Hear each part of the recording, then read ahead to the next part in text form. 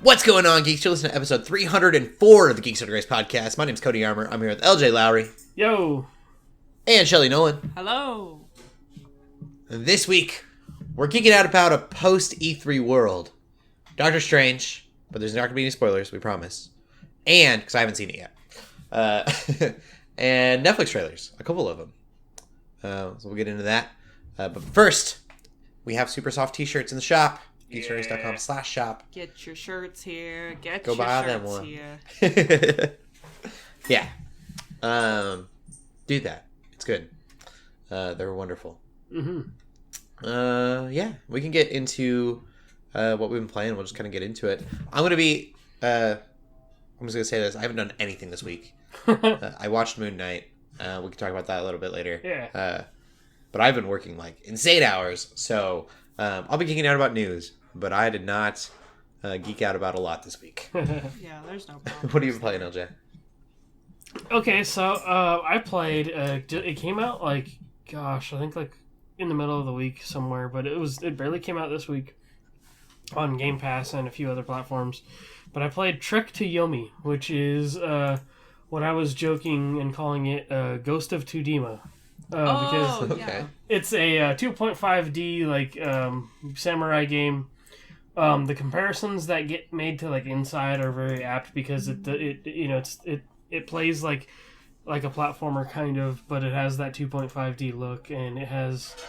So at first when they show that game, it very much looks like, oh, this is a straight up Kurosawa samurai inspired thing, which they have that black and white filter all the time. There is no English voice acting. But the twist, which you do see in trailers, is that it gets supernatural. And after some things happen, you end up trekking through Yomi, which is the game. Yeah, it's yeah. Didn't intend that, but yes, it's it's like the afterlife, the Japanese afterlife. And so your character has his specific reasons. So it almost ends up reminding me of a Divine Comedy, like Dante's Inferno style story, or like a Green Knight story almost, where you deal with a lot of supernatural things and kind of facing your own demons as a samurai. And it's got some combat. It's got combat which is not terribly complicated or anything. It's not great. It's not like, oh, this game's amazing, but obviously it did something enough to where I beat it in a day, maybe two, because it's only 7 hours long. And so I enjoyed the concept enough to where I kind of want to see where this goes. It's pretty decent though. It's not bad. It's not great. If you have Game Pass, it's worth checking out, and to maybe see if you like it and see if you want to press through it.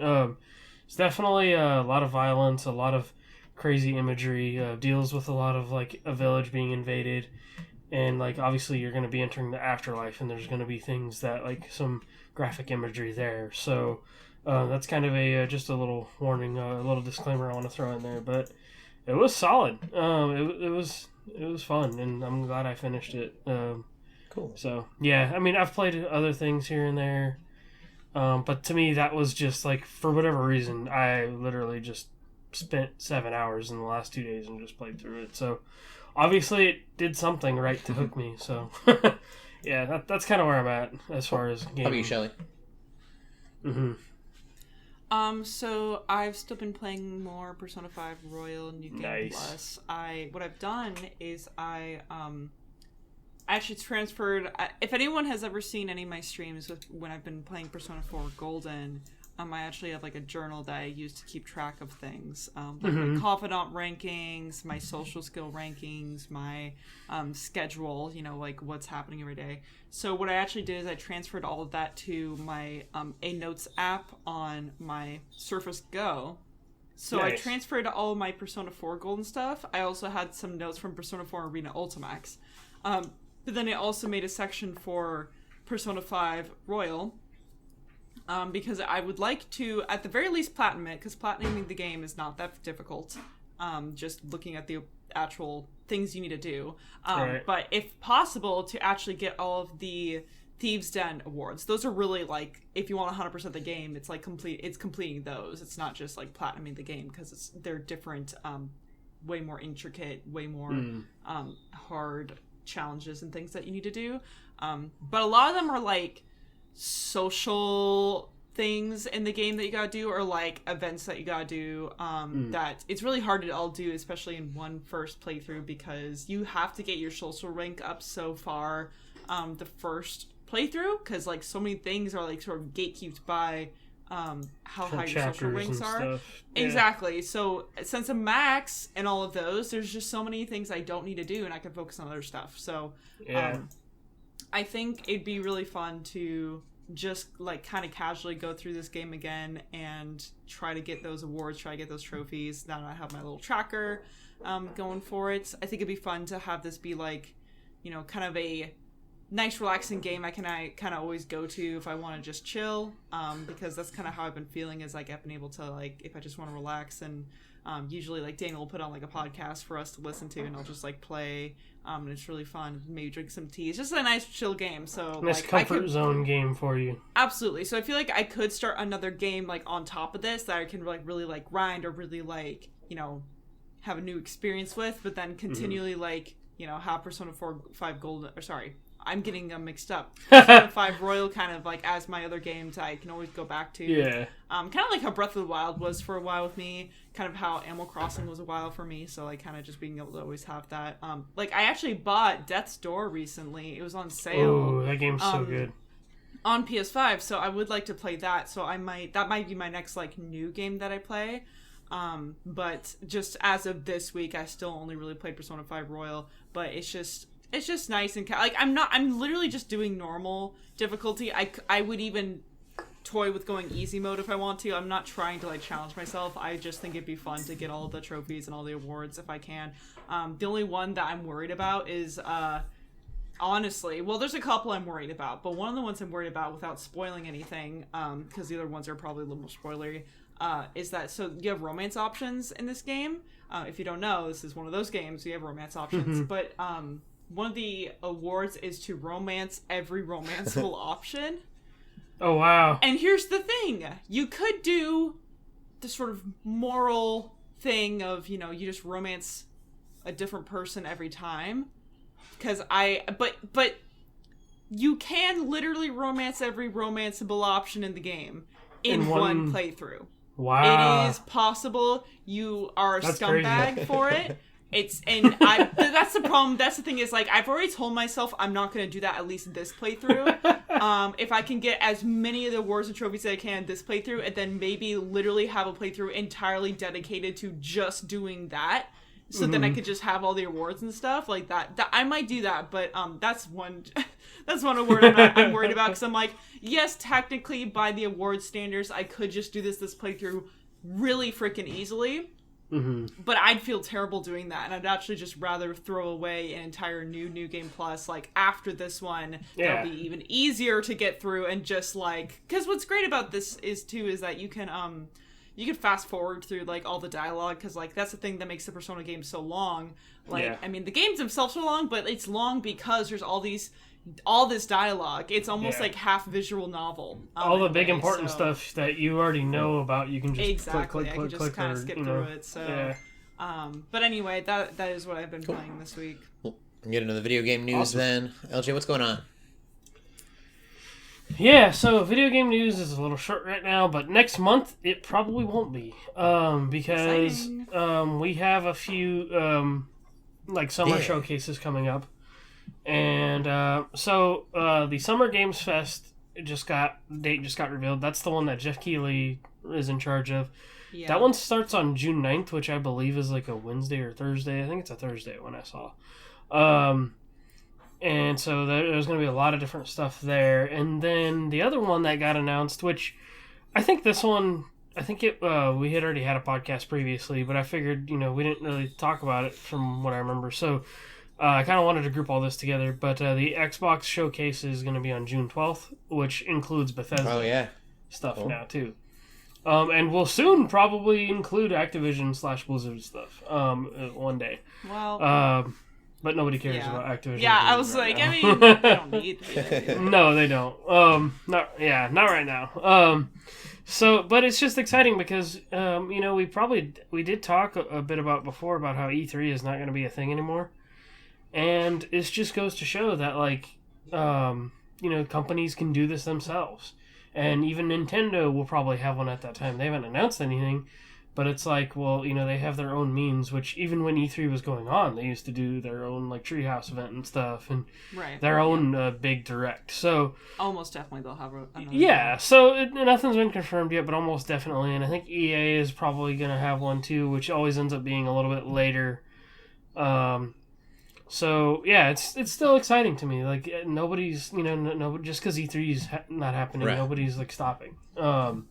Nobody, and I think we realized, like, oh, we actually don't need it anymore. Which, it's kind of bittersweet, because to me, like, that was like even though like there were issues, that's kind of like the Super Bowl for video games. Like, there's a lot of people, especially in the local news over there, that would report, and even in the mainstream news that would report, like, oh, hey, the biggest gaming convention, is happening, this at this time, kind of a thing. Like, it's the one video game thing that, like, made mainstream news for consistently.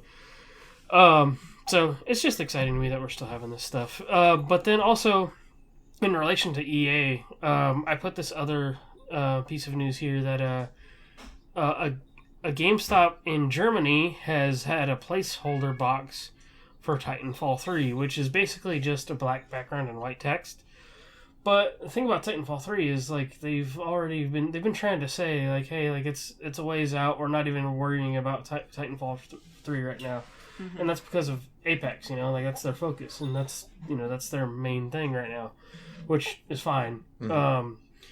But for this to show up, it's showing up alongside, like, other placeholder names, such as, like, Dragon Age 4 and, like, FIFA 23 and stuff like that. Like, and so it's just kind of weird that it's the only one there that's, like, I don't know if it's a joke, but like it has it listed as, like, oh, pre-order now or something, like, or come pre-order this, So it's like there hasn't been any confirmation of anything Titanfall 3 related. So, like, I really should play Titanfall 2. Hopefully, when EA drops, oh, dude, Titanfall 2 is so good. And then honestly, if you play Titanfall 2, which I think, so you do have Game Pass on PC. I don't know if that includes EA stuff, because I don't know if that's a part of, like, Game Pass Ultimate only. You might want to check, but Titanfall 2 is included in that. But also, that game is dirt cheap. Like, you can probably go to a GameStop and grab that game for, like, $10 or something. But Titanfall 2 has one of the greatest single-player campaigns in, like, the last generation. And also, being an Apex fan, you're going to get to see a lot of DNA of Apex in that, because there's a lot that carries over. And even, like, a character or two, I believe. I've seen an Apex that's like, ooh, like, I think I remember them from Titanfall. That's so cool. Yeah, so and that's the thing. So, like, I think you're gonna appreciate Titanfall 2 a lot. And if they're making a Titanfall 3, possibly, I recommend it. I feel like I need to catch up. Yeah, and even if it doesn't happen, like, Titanfall 2 is where you need to start anyway, because I mean, it's a good campaign regardless. Like, Titanfall 1 was a multiplayer only thing. So you don't even need to, like, worry about that at all. and I think it's not even on, like, it's only on PC and Xbox, But yes, I do recommend checking out Titanfall 2, because it's got a really good campaign. Really good single-player campaign. Yeah, it's like one of the few shooters I kind of like. Yeah, and then I it's don't got... play shooters at all. And it's still got really fun multiplayer as well. People are still playing that game. Like, it's still populated. Cool. So, yeah, I recommend Titanfall 2 to anybody that hasn't played it yet. I know plenty would agree as well. I've been told to play it a lot, especially as I play Apex so much. And I've never gotten around to it. Yes, I think you will have a strange appreciation for it, like, from a different perspective that not many will have. Like, I mean, I'm sure there's people out there who probably never, like you, who've never played Titanfall but have played Apex. But I'm sure it's kind of that backwards thing in which, like, oh, like, you'll get to see where a lot of that stuff comes from. So, yeah. Cool. So, yeah, that's gaming news. We will get into movies then. Again, I haven't done anything, so... you guys watched Doctor Strange. Tread careful. But what'd you guys think? Well, it's hard to. Yeah, I was gonna. It's hard to talk about how I actually feel about the movie without spoiling things. So, I won't really talk about how I feel about the movie necessarily. I guess what I can say is that it's not like one of my favorite Marvel movies, but it was very fun, and I'm glad I watched it in theaters. So that's sort of that. What about you, LJ? Yeah, I think the same thing. Like, I think Marvel messed up in that they didn't temper people's expectations because, like, after No Way Home, you title something that's called Multiverse, and people are like, oh my gosh, like, it's gonna be a huge follow-up. And it's really not. Like, I think even Benedict Cumberbatch said that it wouldn't be. He was like, you thought No Way Home was good. Wait till you see my movie. Yeah, so that's not the case. It really isn't. But also, like, it's not. That doesn't mean it's a terrible movie. It's just not going to have these expectations, which I'm sure people are going to have. It is a very fun movie. It is super fun. Yeah. I really liked a lot of it. Liked a lot of it. So there are issues. Exactly. Like, I definitely have many thoughts, but I will not talk about it in a spoiler-free context. The one thing I will say that if people aren't already aware, if they're thinking about watching this movie, and I'm glad I heard about this first before watching, which is why I kind of feel comfortable sharing, is that it is actually, you know, kind of scary, and it is, as far as Marvel movies go, fairly gory.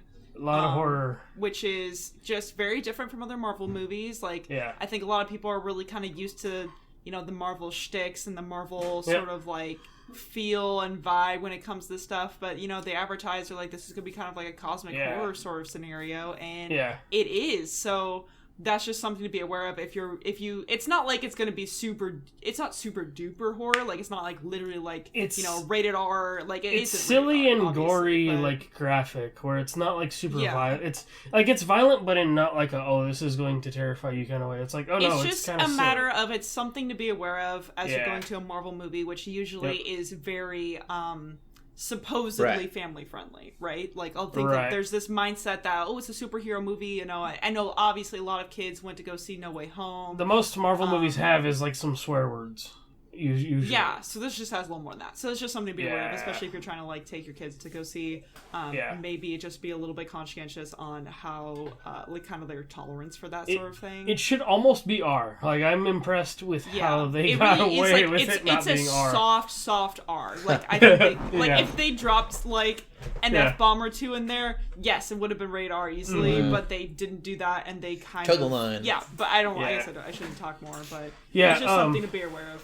I'll say this, for if anybody has seen Sam Raimi movies, which I saw Spider-Man. are rated R, like, not, well, no, not Spider-Man. So that's Spider-Man. Spider-Man is kid gloves compared to his previous work.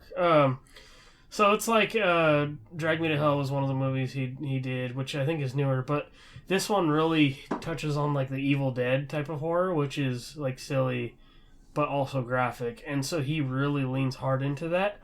And it's one of those things where I kind of figure, like, this is not in the comfort zone of Marvel fans at all. So there are going to be people that walk into this movie and go, what is this? Or, like, what am I watching?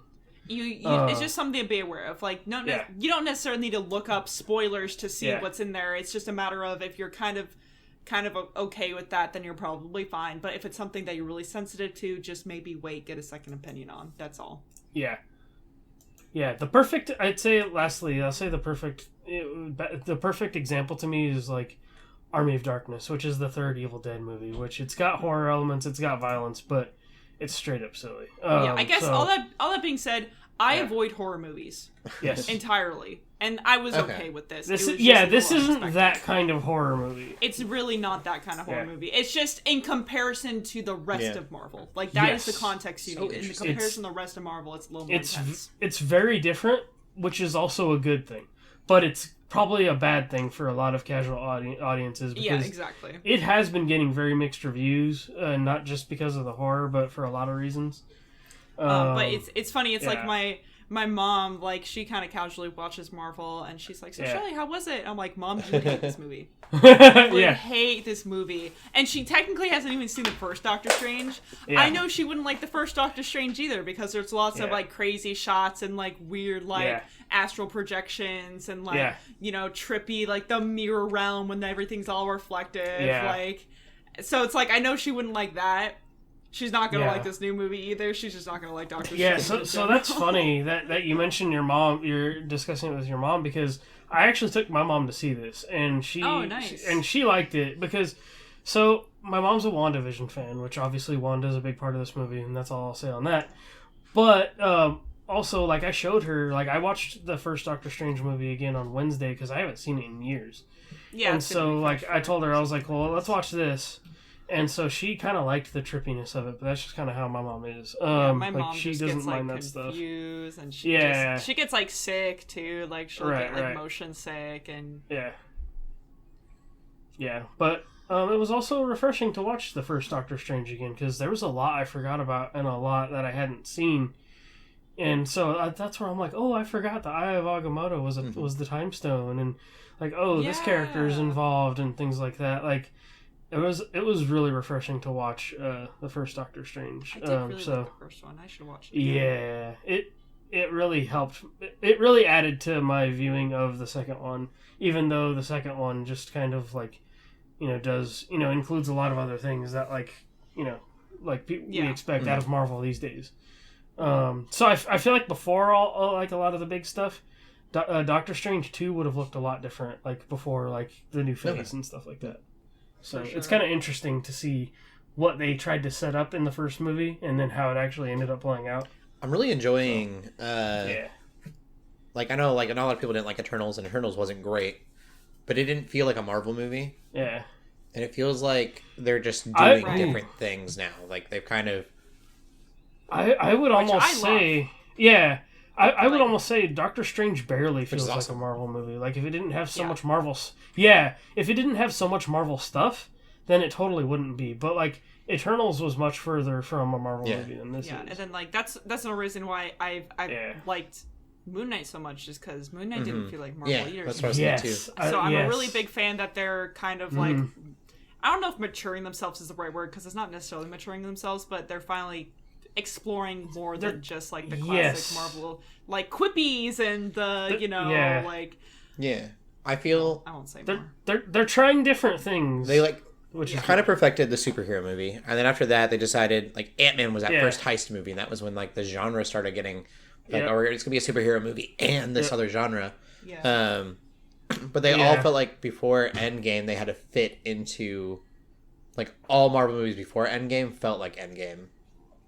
In tone, and so now I feel like it's almost like since they are done with Endgame, they're just like we're gonna do whatever we want because we don't need to have this big. They're talking about like never having another Avengers movie, and then they're gonna be more like smaller projects, and I think that's probably why they're allowed to have this freedom is because they're doing 3 or 4 different teams. And so they just have to fit in those umbrellas instead of an entire umbrella. Yeah, it's kind of reminding me of like early MCU days when like we didn't really have to worry about a ton of stuff connecting, which has also been refreshing. Yeah, I do think that it's like I think it's good that they are focusing on like the different projects more. They're really able to lean to the genres because for them there's kind of like saying like oh yeah we're not gonna have another like Avengers type deal. But at the same time, they are still having a lot of connections with these shows and with, like the movies and things. Like, I don't think it's a spoiler to say that if you didn't watch WandaVision, you're going to be missing a lot of context. That's a very good point. Like you will, like I that was one of my thoughts leaving the theater. I was like, if I didn't watch WandaVision, like I would have been losing some context. So but it's like, so it's kind of like this weird thing where it's like Moon Knight still feels so super separated. Like we were just talking about Eternals, like there's still projects that feel incredibly separated, and I still like that they're like able to go so hard with these genres, but at the same time I think there's still this unspoken idea that we're still all supposed to be watching all of these things or else we're gonna miss something, and unfortunately that still seems to be relatively true because especially with this movie. I mean, this movie also referenced, No Way Home. It referenced that. Yep. It references it, and if you don't know what happened in No Way Home, you're not going to understand what that means. Yep. So so that's why I always, especially with like this horror thing, it's like if you really, really hate horror, like maybe skip this one because unfortunately, because they're going to go so hard in the genres, that's really good for the people who like those genres. But if you don't like those genres, that's going to be really difficult. Like I even remember when WandaVision came out. I remember, all my friends were watching, but one of my friends hates sitcoms to the core, and so he didn't watch. But then, of course, he's missing that context. And granted, I'm not sure if he's going to see Doctor Strange, but just as the example I just presented, like, he would be missing that context. So that's like, I don't know how to feel about that. Like, I'm more excited that they're like leading to the genres more and like being more creative, because this movie, example, just felt so creative. Yes, I loved that. But at the same time, if we're like still kind of in this weird trap of having to consume every MCU related media, but we really don't like that genre or that thing, are we still going to be okay like missing out? Right? Mm-hmm. So it's just a weird. It's really impressive. I remember watching Endgame and being worried. I was like, how am I going to care about any of these movies after this? Right. But like you're saying, like WandaVision, I didn't really care too much about, but I'm glad that I watched it, because I would have been, as you're saying, like I would have missed a whole. It's really impressive that they're able to do that. Nothing's been confirmed yet, but I would bet that Moon Knight somehow connects to Thor, Love and Thunder, just because it had to do with gods, and we have a god killer. That could be, and so, or even Midnight Suns. There's so many ways. And you think about like just how distant. Like, I don't know. We don't know what Love and Thunder looks like, but I assume Ragnarok is so different in tone than Moon Knight was. But there's still going to be this like weird connection between the two, possibly. Yeah. I would assume so. But yeah, like you're saying, I think that's what they'll go with. Is like we'll have a Midnight Suns, we'll have a Thunderbolts, and a Dark Avengers, and I think we're going to see a lot of those like big team ups, but they'll be different. They'll be not Avengers team ups. It's not the Marvels. Yeah, it's not going to be Avengers per se, but they're going to be team ups. Yeah. Midnight Suns would be really cool, but I feel like, Dark Strange Midnight Suns, then you'll have everything under that umbrella will kind of feel like that umbrella. I would bet that Blade ends up feeling a lot like Doctor Strange, Multiverse of Madness does. And the Black Knight from Eternals will be a part of that too. I don't know. I'm interested. It's really cool that they're able to keep our attention. I really didn't think they would. I thought it would kind of fall off. Yeah. And I would be one of the weird ones still watching these movies. Kevin Fiegie is really good. Cody, I do think you will like this movie, though. I'm excited. I will see it Friday. I'm fully expecting you to. I'm really, really excited about it. I've seen some spoilery stuff that I didn't want to see. Yeah, so for those of you who are browsing TikTok, just mute anything Doctor Strange related, because there are actual it's so crazy. I've just seen thumbnails of things. It's so dumb. But I'm excited too, I'm still excited to see them see things play out. So Multiverse is gonna be crazy. We'll see. I'll talk about it next week. Part 2 to this give discussion. my 2 cents. Next week. I could just speak on Marvel as a whole. That's like my thing. I love Marvel so much. I was talking to a kid who doesn't watch Marvel movies. He's like, I never really got into them. And I was like, I would been watching them since I was like 14. Like, yeah. I've kind of grown up with Marvel movies. Well, Shelley too. Yeah. I guess for kids, yeah, but now I think about like younger kids, it's like, why would they going through like, it's really a whole like watching this, especially like watching Doctor Strange, I felt like watching, and maybe it's because I've been watching Moon Knight, I've been watching all these Marvel shows, it felt like the next episode of the MCU. It just happened to be in a movie format.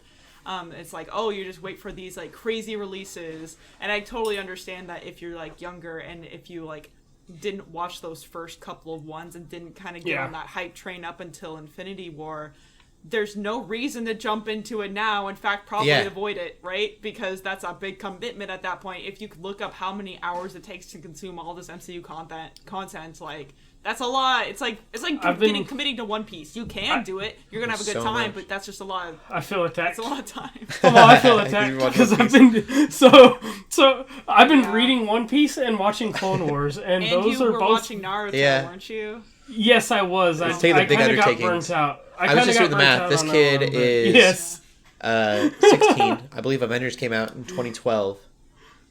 So he would have been 6 years old when the first Avengers came out.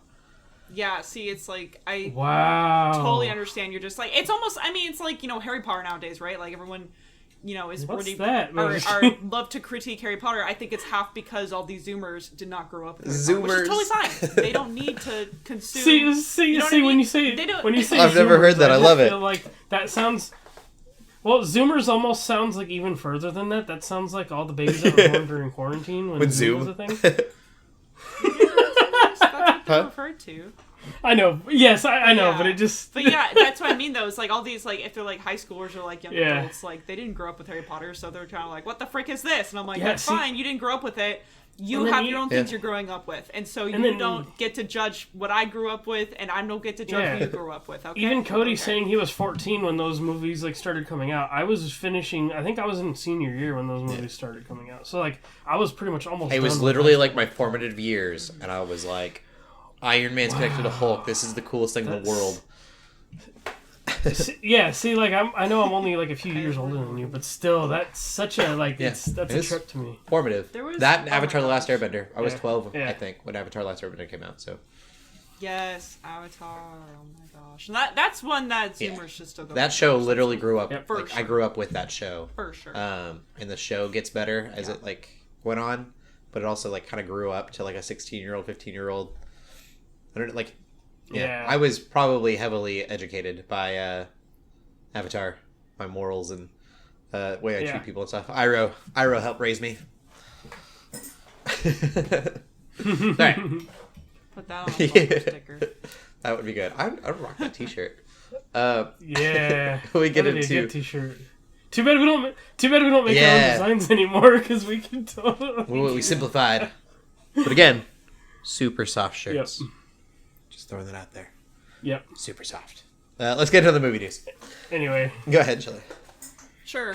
We don't have a lot of movie news. I'm actually going to probably talk about the smaller news first, then we'll go into some of the bigger news. So we just have a very, very small update about the new Kevin Feige Star Wars movie. It's so small just because it basically is just a confirmation that's not canceled. But that's a big enough update just because... I feel like there's always cancellations. There's lots of cancellations with Star Wars, right? So that's one that Michael Waldron is writing. So they're busy working on that. So that's just something to look forward to, obviously. A lot of us are big Kevin Feige fans, so... Imagine if Kevin Feige did a Star Wars movie alongside Dave Filoni and Jon Favreau. Oh my gosh. That would just be like Clone Wars, like, it would just... I don't know. I feel like I could predict where that was going. Anyway.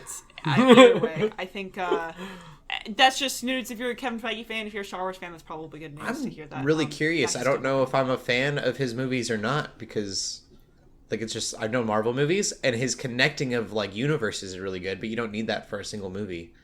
So I'm like, which they've already taken note of that. Star Wars as a franchise is already taken note of that. I'm really curious, like, Yeah. what a standalone. I mean, it's not a standalone movie, but if it's not like weirdly interwoven into a bunch of other things, how Feige does. Yeah, we don't really know what it's about. Yeah, I'm curious. We shall see. I hope it's good. Yeah. I always, hope Star Wars content to be good. It's not always good. So, yeah. But that's that.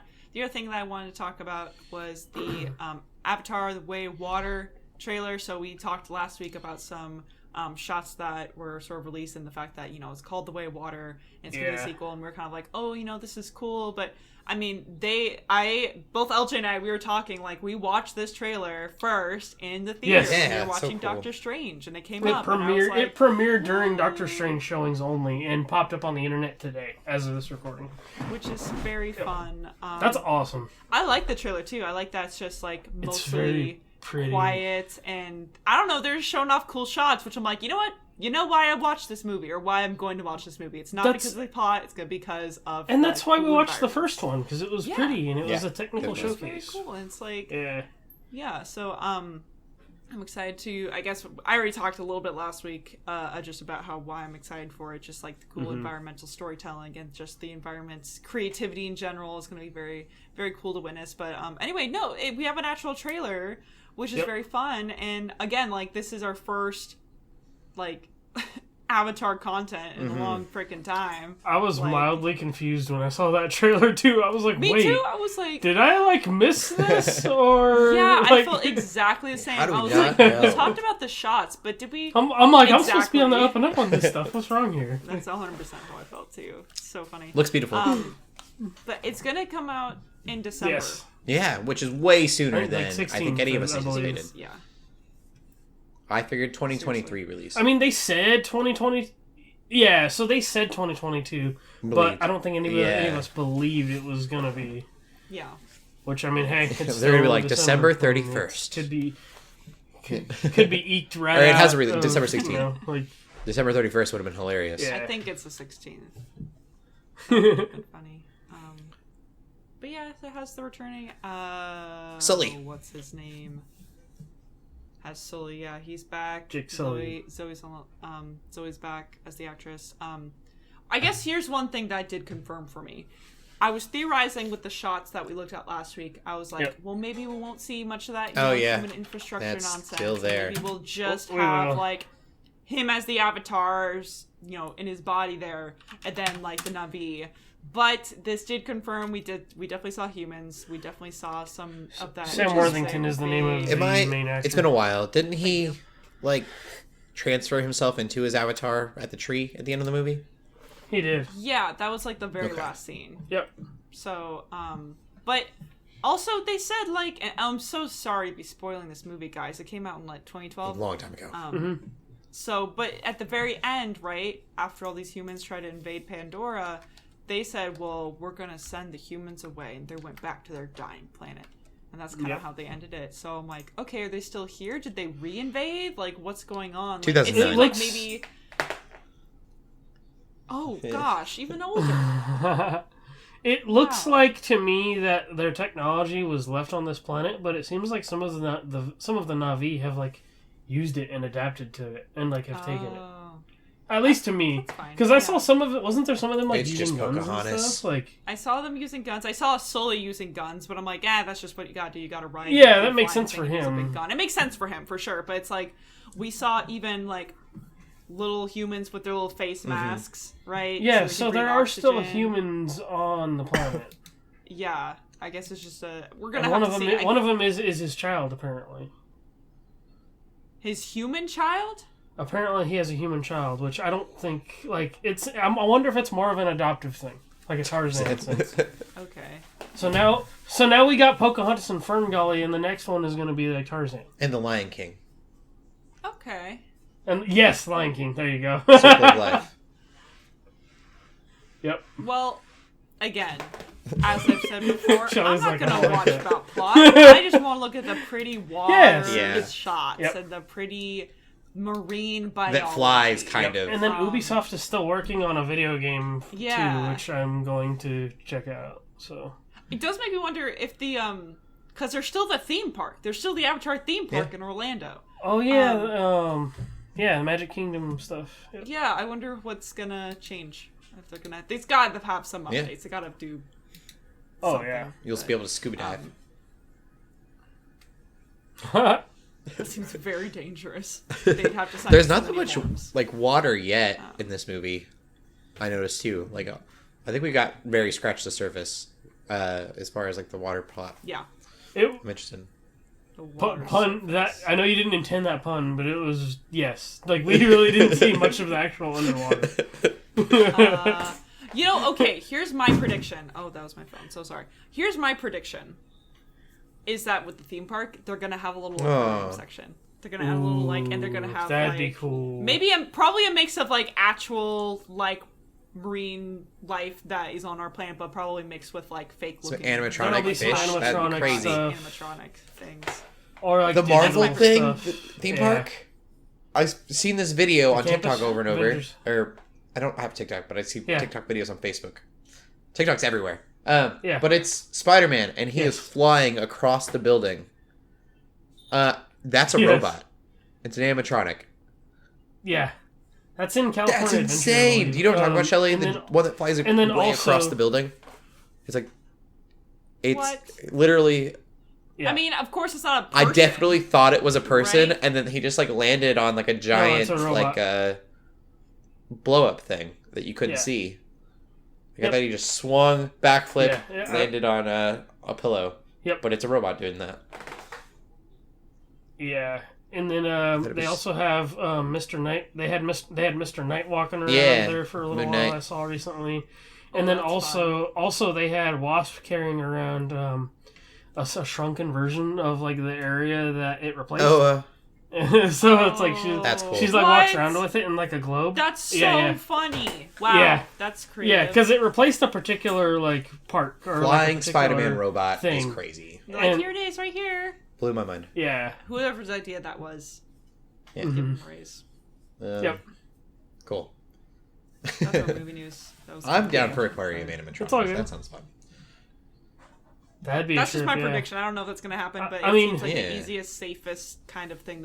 If Universal Studios can do it with the Jaws animatronic, Disney can surely do it with their stuff. There's got to be just some huge freaking Leviathan kind of monster that we encounter in this movie, and you're going to be able to like stand next to the jaw, right?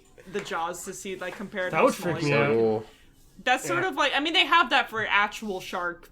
They do and stuff, but I can imagine they would do this for this alien monster thing. Mm-hmm. I think they should just like paint an actual shark and throw him in the aquarium and be like, haha, Avatar creature.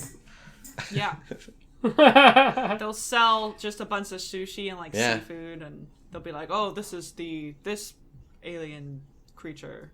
Why are we not working for them? We have so many ideas. I don't know. Disney, get a hold of us. Seriously? We know what we're doing. Oh my god. I'll go work for the sketch. I'll go do sketches. I want Avatar sushi now, so bad. Sounds great. Okay, we'll get into TV. Speaking about Moon Knights, segues aren't as good as Shelley's, but that one seemed like an easy one. Moon Knight. We watched Moon Knight. Moon Knight. This is another one that's hard to talk about without spoiling anything. It is hard to talk about. I knew it was disconnected from the MCU in a lot of ways, but it's way more disconnected than I thought it would be. There is a reference to one episode that there's a reference in one episode apparently that confirms it's after, because of the what is it? The organization that's in Falcon. And I might be thinking the same thing. There was like a billboard or something from Falcon and Winter Soldier. I saw. Yes. So that's the only thing that I'm sure there's a million Easter eggs and stuff that we're missing, but it's just like I've heard that's the big one though. That's like, hey, this is after. It felt. I just figured we would get a cameo. I read that there was a deleted cameo idea. No, they didn't film it. It was just an idea that hit the cutting room floor, and that was a Eternals cameo. It was gonna have Kumanji and. There's the budget could be used elsewhere. I'm kind of glad that they didn't do that because it wouldn't have made sense in hindsight. I'm kind of down to just forget about Eternals and move on. Yeah, honestly. I think the very ending of Eternals was interesting, and I'm curious how that'll play out. But I don't need it to play out in Eternals 2. Yeah. This show has a weird way of doing making some questionable decisions about like pacing and stuff, and like some of their things. But then they go and do things that make me go, oh, that was awesome. So it's like, almost I don't know how felt to like feel a cop about out it. Like, to you're talking about the pacing. The pacing sometimes felt like a cop out in a way to allow it to be more PG. I get what you're saying. Treading really carefully. I don't know. It was just like, oh, that could have been the first episode. It was fun. Their decision, there are things they were leading to the whole show that didn't get actually done until after the credits. The first episode, it was fun that they were doing that. You didn't know what was going on, but then like you continue to not see things, and I was like, we can, take the gloves off. Let's watch. But it made sense for the story, so I don't know. Altogether, I loved it. I think that the story is incomplete. It really worries me that they don't have contracts for a sequel or a movie. My biggest fear is that they will take Moon Knight and they will throw him into an ensemble cast before he's before he's ready. We really need another season. We do. This gives a little bit away. So if you're like really don't want to hear spoilers, don't listen really so quick. But I'll still tread carefully.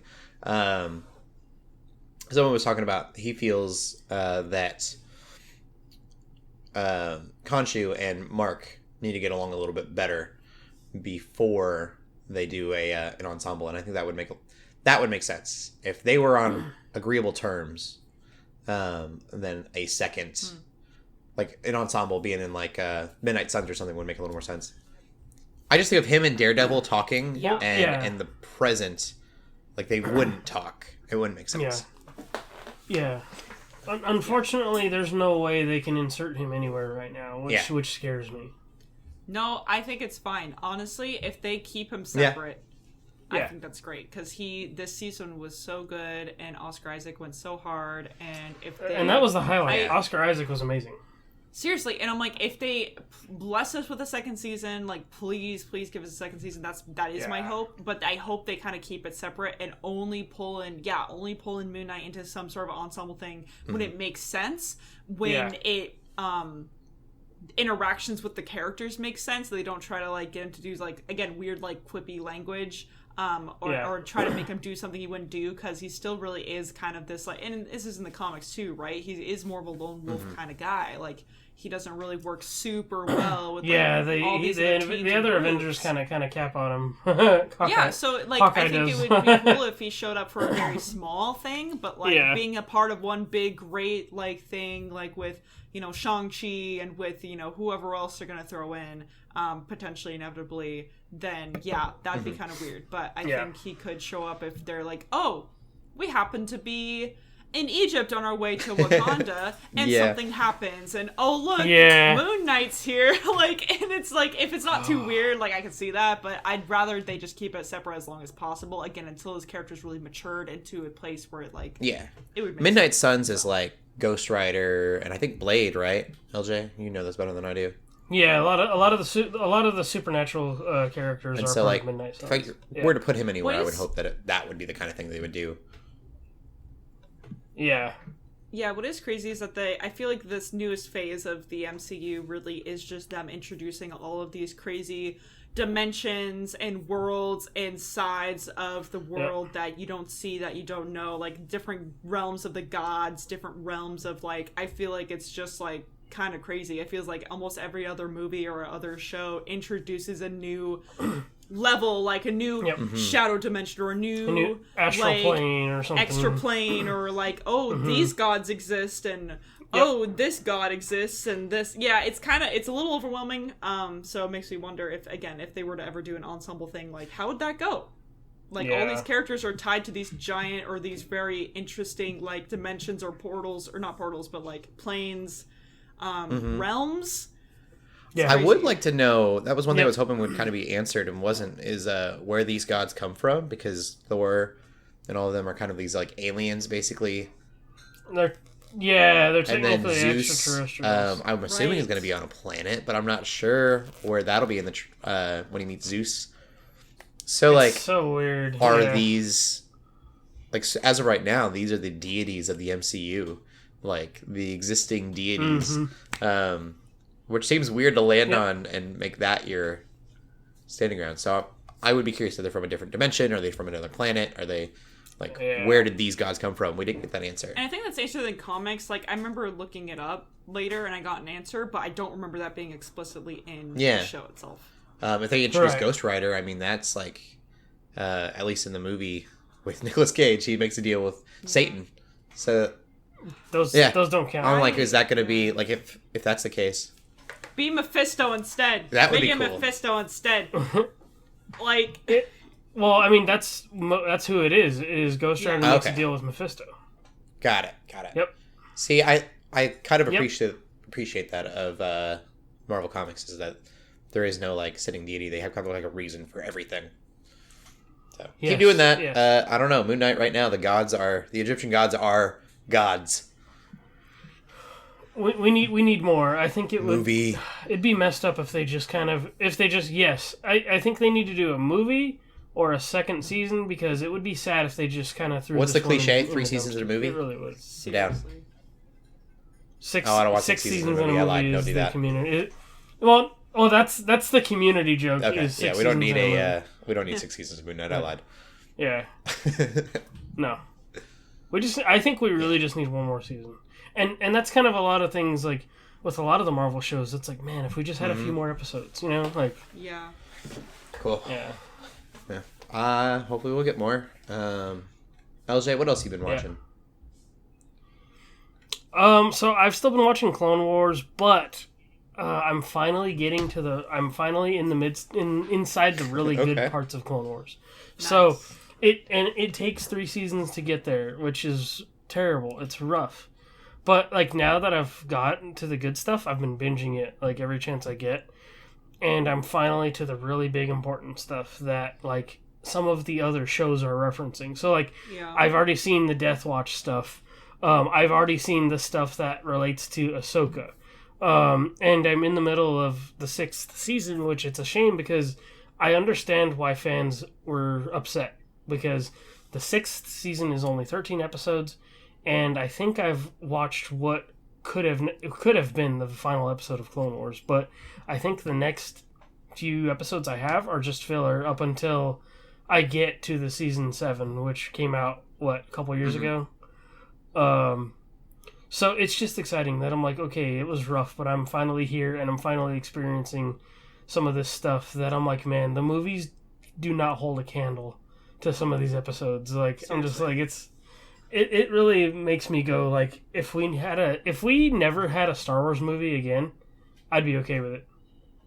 Because if we're just going to keep getting shows and stuff like that, like, that's where Star Wars, I feel like, is at its strongest. And this was before, like, all the Disney Plus stuff and everything. So, and then Rebels, from what I've seen of Rebels, is really good. So, I'm finally going to get to I'm finally getting to the stuff that, like, I've always been hearing about. And so it's really exciting. Yeah, so that's kind of all I got. And I'm pretty sure I'll probably finish season 7 by the end of next week. So, I'll talk about that more then. Yeah. Cool. Yeah, so that's it. Shelley, finally watched Arcane. Oh yeah. I know. Yeah, I finished it. I started and I finished it this last week. And it's really good. Some of the best animation I've seen in any show, or even movie, really. Like, the animation and the storytelling through the animation was seriously top notch. Definitely thought I was just watching Sony animation. So that was very, very good. Yeah, like some of the characters are really good. I really don't like some of the other characters, but obviously I guess I don't need to talk too much about it. I think I'm worried I set my expectations too high because people were really saying, like, this is, like, the best show ever. And I'm like, it's not the best show ever. It's not even the best animated show I've ever seen. I guess Last Airbender is a really high bar set there. But I still really liked it. And I think mostly people were just surprised. Like, people were surprised. And that's very fair. Yeah. League of Legends show? Why would you expect that to be anything? Well, I wouldn't have watched it. And then they had the Dota one.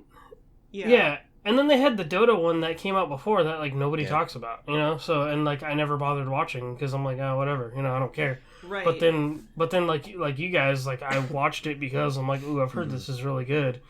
And I did, and, like, I think it took LJ. It really is talking about it for me to be like, all right, I guess I'll give it a chance. And you were like, like, I don't know anything about League of Legends, so I was like, I don't know anything about it. Neither TV did I. Shows are not great usually. Yep. Yeah, it was fun to, like, look up the League of Legends champions afterwards because I don't even know the characters in there, and seeing, like, actually how many people from the show are there. Yes. But also it, like, kind of made sense. Like, some of the characters in there, I was like, oh, like, now this kind of makes sense why this person's involved is because they're a champion. And then you get to kind of see some of them actually go in that direction, like, by the end of the show, too. Yeah, and I'm just like, oh, they probably use this weapon or have this method of fighting in the game, and that's exactly it. And I'm like, I like that. I like that integration. Well, that's, like, the gauntlets, you know? Like, I was so stoked because, like, before the show ended, I started playing Wild Rift. And then Vi, when she had the gauntlets, I was like, ooh, I hope she gets these in Arcane. And then they eventually got there to where she was rocking them. Yeah. And I was like, yes! I think especially those first 3 episodes were really, really good. I think also just like I was worried because it was my sister who also like it was my sister pushing me to watch this. Like it was you guys talking about Arcane, which because usually it's you recommending stuff to your sister. Like yes, but then she's the one who's like, seriously, like I'm not even here. I've watched it, so that's you need awesome. to watch it. Like it's really good, and I'm like, okay. But then I was also like, oh look, it's a story about 2 sisters. Oh no, it's going to affect me personally. Like it's going to emotionally affect me personally. Like I feel like that's all people really need to tell me. I kept like asking around, like, what's the show actually about? And people are like, well, don't say anything. I'm just like, if you just said like it's a story about 2 sisters and that's like in like their relationship, I would have been sold. And I was sold. Yeah. So again, it's not like my favorite show ever, but I really liked it. I think it's a pretty decent. Even I don't know if I ever brought it up on the podcast. I may have mentioned that I was trying to. I have a coworker. She's 40 years old, and I was like, "You need to watch this show," and she was like, "I'm definitely not watching this show. This is not her thing at all." And so she got sick a few weeks back, and so she texts us, and she's like, "Hey, I'm on episode 7," and I go, "Of what?" And she's like, "Arcane. It's amazing." That's cool. Yeah, I was like, so know that this like 40-year-old mom loves Arcane too. I love how like you're not afraid to recommend certain like things to people. Like for me, I'm kind of like, I don't know if that person's even gonna like this thing that I'm into, whatever, you know. But like, I love how you get your own mom to watch certain things that I'm like, I wouldn't even bother if showing my own mother some genuinely some good. watch. So it's like, then I will I will push people to kind of like get out of their comfort zones. Your Name is kind of what he's referencing. I got my mom to watch Your Name, which is an anime movie. I tried a few anime with her in the past and it didn't work out. Your Lie in April was too cutesy for her. But Your Name made her cry, and I was full victory. So that's encouraging because it's like I got my mom into Marvel through WandaVision, so it's like there's other things like I could probably get her into that's not Marvel. That she would really like. I think the last thing I'll say about Arcane 2 is that it gave me really big inspirations for Dungeons and Dragons too, because I actually am trying to like homebrew a world that has a lot of like sort of similar ideas with the Arcane world. So I thought that was really cool. I was that's awesome. Kind of nice, like a magic idea. I kind of like a magic tech kind of theme. Yeah, essentially kind of like this. Like I kind of want to make this world where it's like, you know, half the world relies on like magic really heavily and like half doesn't, and sort of like what happens with all of that. So you should maybe look into like. There's a whole website that has lore for every region of the game and stuff like that, and where all the characters are from. Yeah. So if you need more inspiration, you could probably find some through the website. Yeah, I guess. Okay, final last thing. There's too many characters. It was really hard for me to follow. There were too many characters. I didn't know all their names. / the names were really complicated, and it makes sense why they were that way because a lot of them were like champions or related to League of Legends lore that was already present, but it made things a little confusing for me. So I guess that's my biggest critique without any spoilers. I was just like, there's too many characters. Like, I just want to focus on these 2. Like, why are you introducing all these other people? I don't care about them. Yeah. I've talked enough. You haven't watched Arcane yet. Watch Arcane. It makes me excited for Project L, the fighting game that's coming up. Ooh, yeah. Yep. Speaking of animation, I'm doing so good today. We're getting TV news. There you go. Yeah. Love, Death, and Robots has got a trailer for season 3, which I didn't know was like out or being worked on really that heavily. Like I haven't heard anything. Apparently, May 20th is a release date for that. Volume 2 came out barely like a year ago. Where is Dragon Prince? Netflix. I want one thing. I don't want one thing. But I am happy with Love, Death, and Robots. The 3rd season looks great. If you don't know what Love, Death, and Robots is, I question whether that was right or not. That's the right name. It is an anthology series, basically, very counter to our news of last week, where we were talking about how they're not giving animation studios money anymore. The idea behind this was to take small animation studios that really wouldn't get the time of day from most studio. big companies and give them a chance. Basically, they gave them a budget, and they got to make a 7-8 minute video to kind of showcase their work.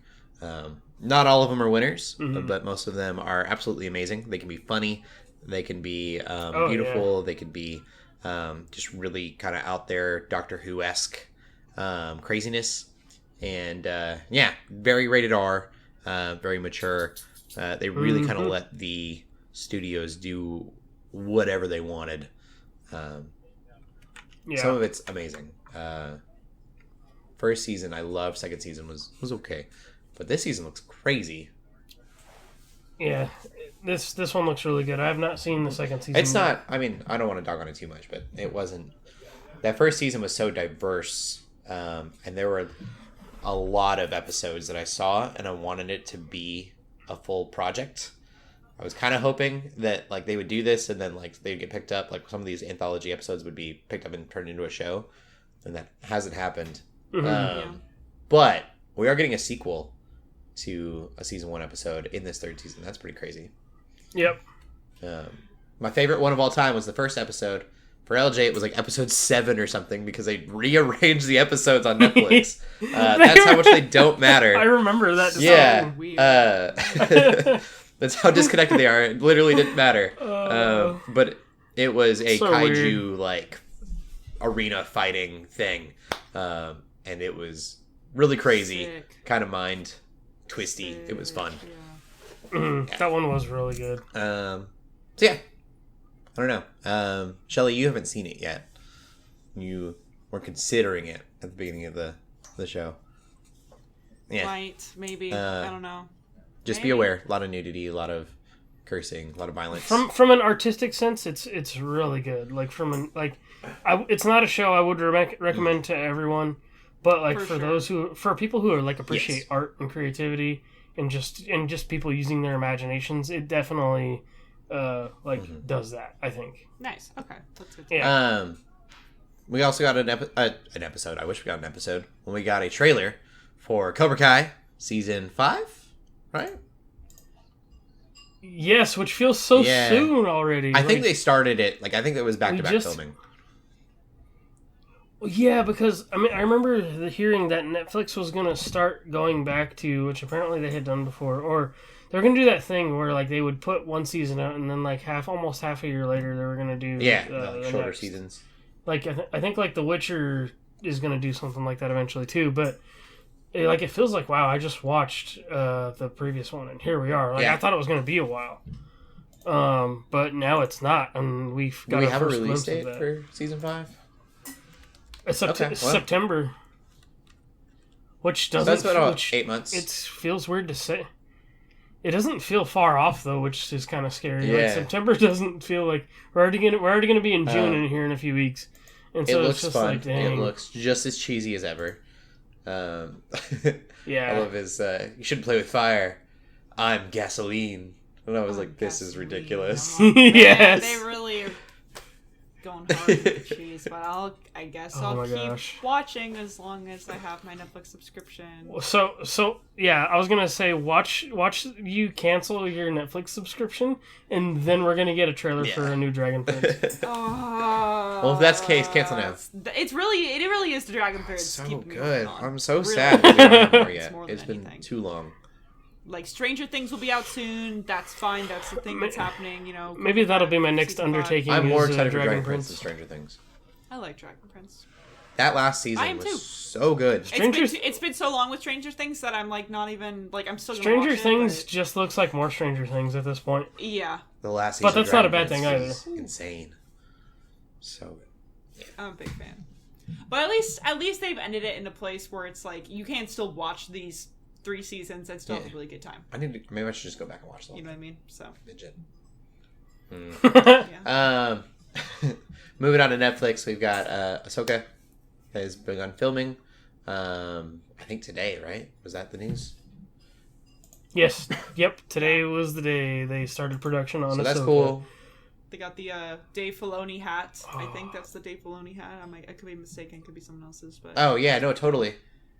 On the So I assume just lots of Easter eggs and things that don't make sense for Star Wars. it just feels so timely that I'm watching Clone Wars right now because like we got the Mandalorian stuff and the Boba and like all that, but now that I'm like watching Clone Wars, I'm like, ooh, like I feel like it's been the perfect time because we're about to get real heavy on Clone Wars references. Not that we haven't already, but yeah. I'm totally down for more like random. This shouldn't actually be a show. This looks like a fan made thing with money. Like I'm so for that. I felt like Mandalorian was very much that. Like certain things of that show, you're just like, is this really Star Wars? It's like this looks like some kid's imagination just brought to life in the big screen. Love it. I feel like Ahsoka's going to be very much that. Her episode in Mando was like probably one of my favorite episode of Mando. Very good. And then our last news story, we have a new Doctor. I'll be honest, I'm a little behind on Doctor Who. I don't know how relevant Doctor Who is to people anymore. See, I'm not a Doctor Who fan, and it sounds like people have just not cared about the last few seasons. Like I need to catch up. Like there's nobody talking about it. Well, I'm not the only one. It feels like it's kind of the hype has kind of gone away. It got stale. I didn't have anywhere to watch it for a while, and so I got away from it. And I need to catch up. Is one of those things. But like you said, I really haven't seen any. There haven't been like any big storylines, and just like, oh, I can't miss this. Yeah. So we got. His name is. I should have written it down somewhere. I'm gonna look it up, so I don't. I'm gonna try to do my best. Isn't it like Judy Gatwa or something? Yeah, Judy Gatwa. Not Judy, but Judy Gatwa. Yeah, so that's cool. He is the first Doctor of color, I guess, right? So that's awesome. I don't know. It'll be interesting to see what people say about it because people freaked out, at least in our Christian hemisphere, about the Doctor becoming a woman.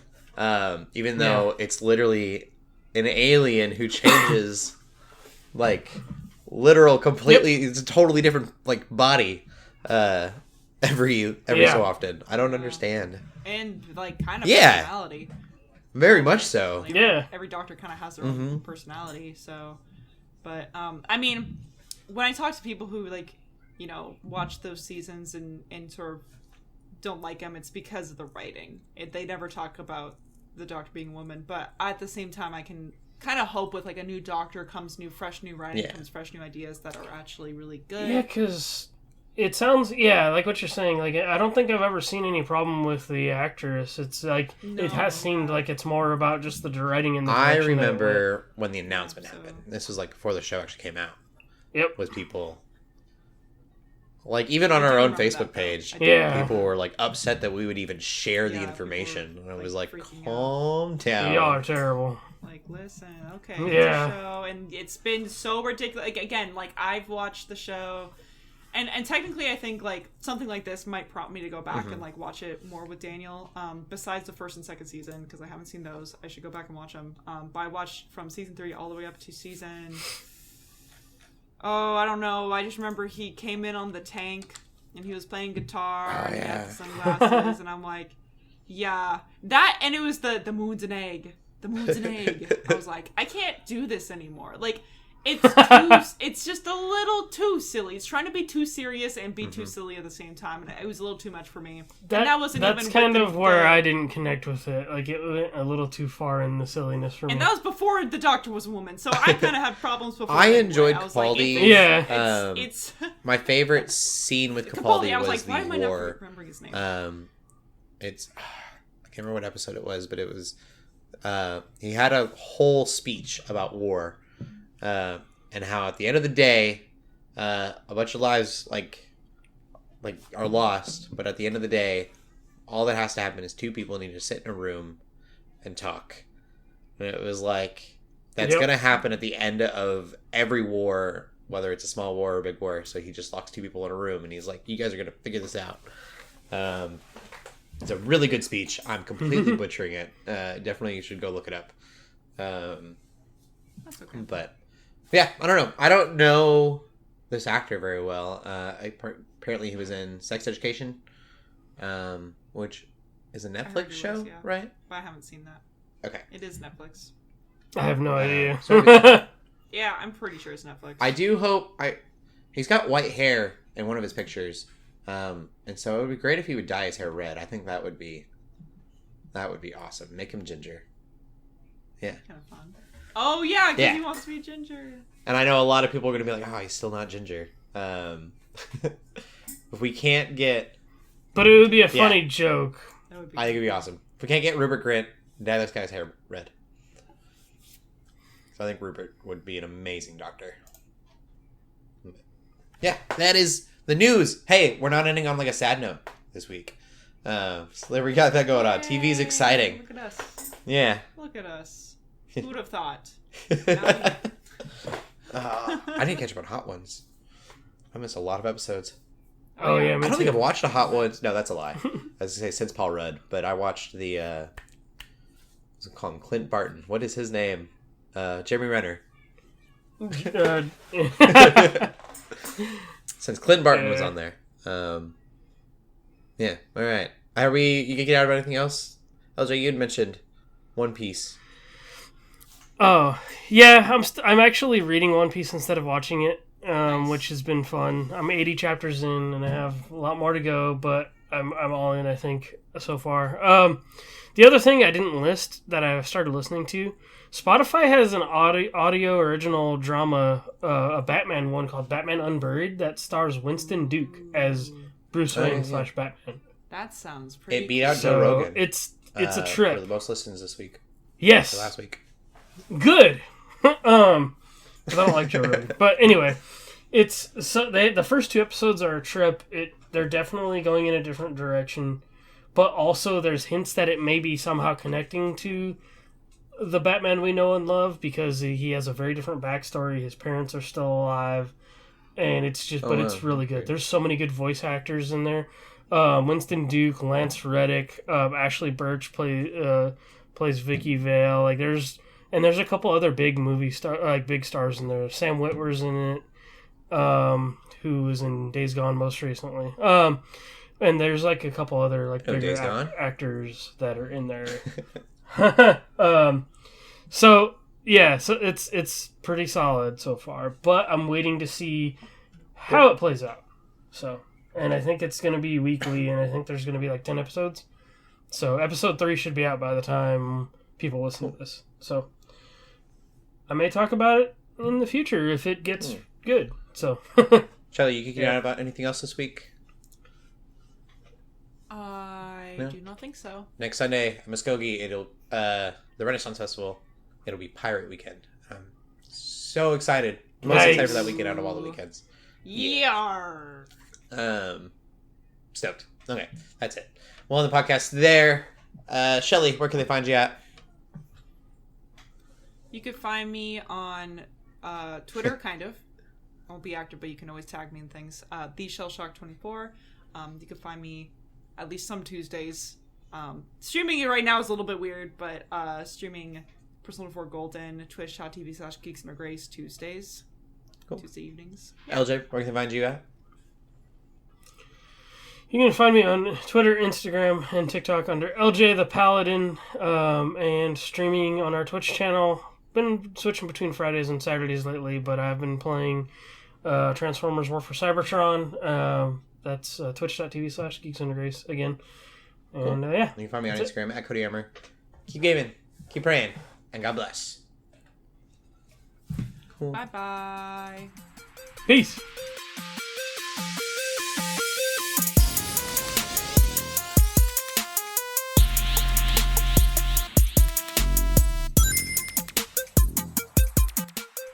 We hope you enjoyed this episode of the Geeks Under Grace podcast. We love hearing from you, so feel free to ask us questions or just comment on the show by using the hashtag GUGcast on Twitter, or by joining the GUGcast questions channel in the Geeks Under Grace Discord. If you like this episode, consider leaving a review or rating of our show on your favorite podcast app.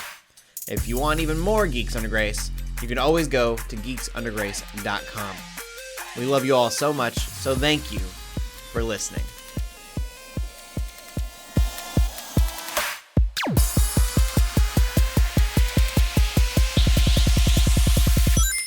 It's on!